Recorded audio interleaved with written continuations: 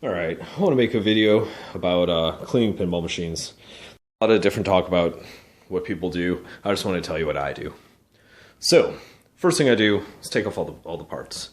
I take tons of pictures along the way. Every time I take something off, I take note of the size of the screw and where it went and all that jazz.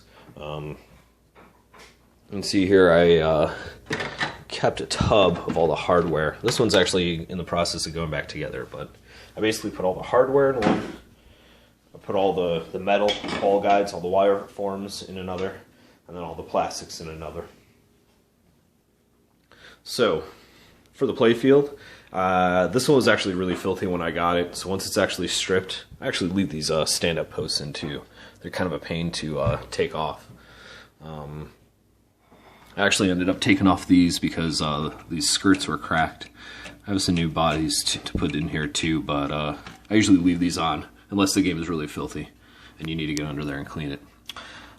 So everything was off. I took citrus cleaner and you spray it on a paper towel and clean it off. It's important not to spray it on the playfield because it could get somewhere wet and it could stay there when you miss it and it could cause the wood to warp. So spray it on a paper towel, clean off the game, just wipe it all down. I got these cheap paper towels from the dollar store, which were crap. They just kept falling apart. You couldn't really rub too much with them. It'd be good for like picking up spills, but for like scrubbing a pinball machine, it was a pain in the ass. So I use these shop towels, which are awesome in the later phase of it. You can use them and reuse them, and yeah, here's just some citrus cleaner I got from the dollar store. I also clean the whole cabinet with that citrus cleaner too. It does a really good job of cleaning up any dirt, any residue on there. And on the side of the cabinet, you can spray it on there and let it soak in a little bit if you want. So, I take note of all the things I need to buy. For example, these star posts are new. All the rubber bands are new. I needed a belt for this thing. Take note of all the things you need to buy for all the new parts. So you can see I put the ball guides back on here. And these wear over time, that you can see like where the ball has traveled. So these are all cleaned up now. What I do is I take that same citrus cleaner and a green Scotch-Brite pad, and I scrub the shit out of them. It's pretty easy. It takes a little bit. For this whole game, I think it took me about an hour. It's a pretty messy thing. I just sat at this towel. You can see how messy this was, all this carbon and shit that falls off of there. So I scrubbed all those down. I had a little sanding attachment for a Dremel, and I tried experimenting back here, and you can see it didn't really wear even. It looks pretty bad there. It doesn't look as bad without this light, but I would not go with it. You know, like doing the Scotch-Brite pad method, it's not perfect. You know, like here's another one that I did with just a Scotch-Brite pad, and you can kind of see where the ball trail was, but you know it looks a million times better than it originally did. It's not perfect, but I'm not willing to invest much more time in something I'm never going to see. So after the pinball playfield is cleaned, I also took off this apron. I took off the ball trough here. I actually left this one on. This is the older style trough. But normally I sand that down with the Scotch-Brite pad again, just to kind of make it nice and even. If it's all real roughed up, sometimes it is, I'll sand it down with some 100 grit sandpaper. Same thing with the playfield in the sugar lane. I'll sand that down if it's pretty messed up, but this one was pretty decent, so I'm not even going to mess with it. So after you clean it with all the citrus stripper, I take this Novus 2 and a microfiber towel and clean off the playfield. You just kind of rub this in, and it makes a pretty good difference. You don't want to be too rough with this and too vigorous because it has really, really fine particles of sand or something in here, and it'll wear out your playfield if you press hard enough, but you really don't have to go too crazy. So the next step after that you Novus the whole thing is you wax it. I got some Blitz wax here that I got from Pinball Life. You can use any wax as long as it has no additives, which is a very hard thing to find. I went to a couple auto parts stores and they always had some other thing in there. Nobody said it was 100% pure Caranuba wax, and that's exactly what you want.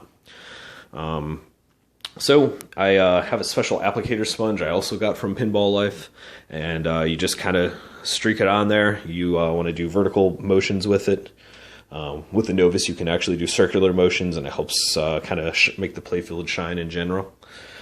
And you wait, I think it was like 15-20 minutes till the wax haze is over, and then I take another different microfiber towel, and you buff it in and you let it shine.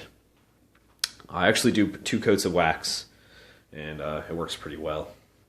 It's nice when you're doing it with the playfield off too, because sometimes wax gets stuck in here or gets stuck in the holes. And with everything off, it's just a lot easier and cleaner to do. So, I obviously replaced all the bulbs with LEDs. I took this whole assembly off and cleaned it. I took the apron off. There's lots of carbon dust that gets under here. I clean that. I really don't mess with the lockdown bar. It's usually pretty dirty, but whatever. Another thing people will do is they'll sand the inside of it. Let's open this up. So you can see the inside wood there is pretty clean. Sometimes they're pretty nasty. I've got some grungy games, but you can take the playfield out really easily and then take the cabinet outside and just sand the inside real quick. Glass, use glass cleaner. You don't want to use glass cleaner on the playfield because it has ammonia typically, and it can just mess with your stuff. Also, these plastic inserts on the bottom, there's a lot of carbon that builds up, especially like around flipper area or coil area, and that can get inside the insert and just won't look as bright. So what you do is you take rubbing alcohol or Novus 1, which is like in a spray bottle, and a Q-tip, and you just kind of scrub in there. It's kind of a pain in the ass. I'll take this off actually. So you can see that like this is where the flipper is. You can see all that black shit. That's all carbon dust. So I took off the flippers, and then I also unscrew these light boards. It's really easy. You undo that connector. You can see the 5 screws. The whole thing comes off, and then you have easy access to all those inserts right underneath. And yeah, it makes them really pop. It definitely makes a difference and makes them look better. I just kind of run over everything. These are usually pretty dirty, so I just wipe those off. That's pretty much it. So for the plastics, I take the same shop towel and the citrus cleaner and just clean them all. They usually clean up really nice. And they're usually pretty filthy because they probably haven't been cleaned in a very long time. So that's pretty much all I do. I'm probably going to shoot them with Novus 1, which is like a plastic polish, just so they look good over time. I don't know. Apparently it's really good stuff. So wire forms, I also just take the Scotch-Brite pad and just kind of run along it with the, when it's like wet with that citrus cleaner. That's pretty much it for those. And the ramps clean up. This one's actually pretty decent. You can see at the bottom here where the ball has been a lot.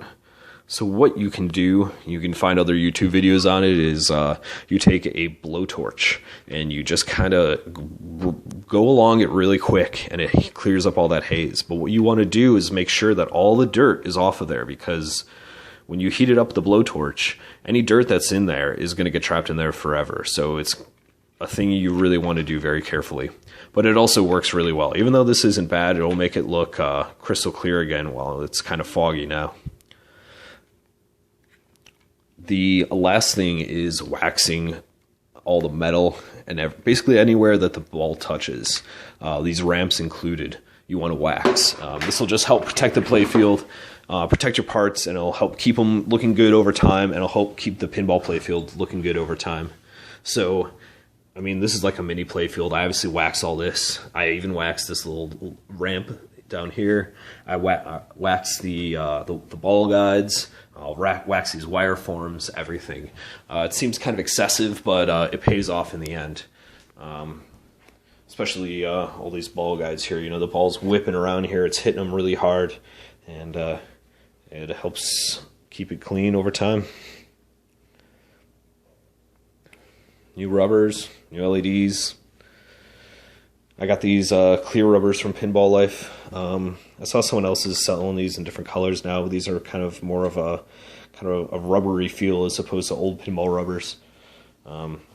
I don't know what materials they're making it out of, but they look really good with the LEDs. I think that's it.